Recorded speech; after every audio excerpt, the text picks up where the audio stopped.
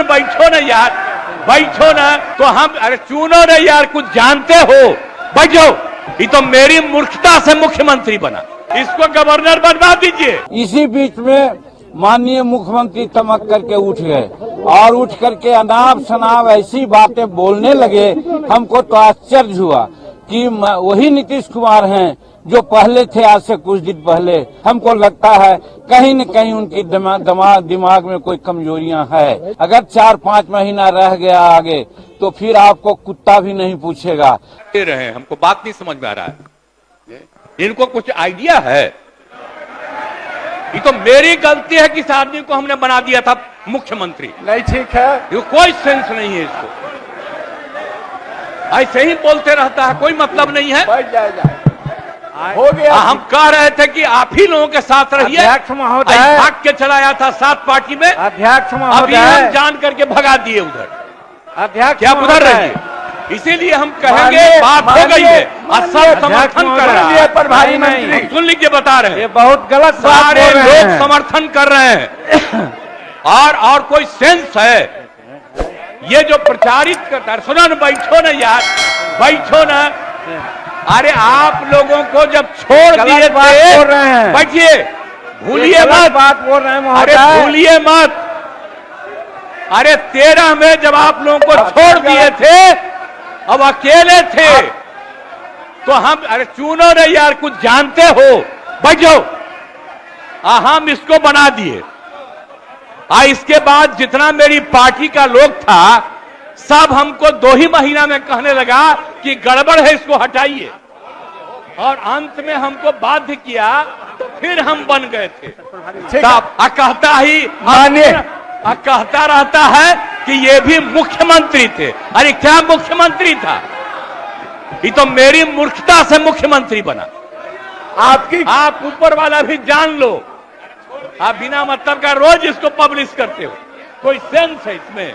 आई हम लोगों के साथ था, तब भी जाके उल्टा पुल्टा बोलता था, तो लगा दीजिए गवर्नर इसको। अरे बनना चाहता है ये, इसको गवर्नर बनवा दीजिए इसको। अरे आप कहानी बनाते हैं गवर्नर, इसको गवर्नर बनवा दीजिए। हमने ये कहा कि हम आरक्षण दे देते हैं, नामांकन का नियम बना देते हैं, लेकिन क्या हम किया है? बाबा भीमराव अंबेडकर में जब आरक्षण की बात दी थी तो हर 10 वर्ष पर समीक्षा की बात उन्होंने की थी। आज तक समीक्षा कोई नहीं किया है। यही बात हमने उठाया और हमने कहा कि गजेटेड ऑफिसर जो शेड्यूल कास्ट शेड्यूल ट्राइब्स हैं, उनका रोस्टर 1971 से लागू है और उस समय से आज तक कम से कम 16% आरक्षण मिलना चाहिए था प्रमोशन में, लेकिन आज मात्र 3% आरक्षण है। 16% करने में बहुत समय लगेगा, ये हम कहना चाह रहे थे।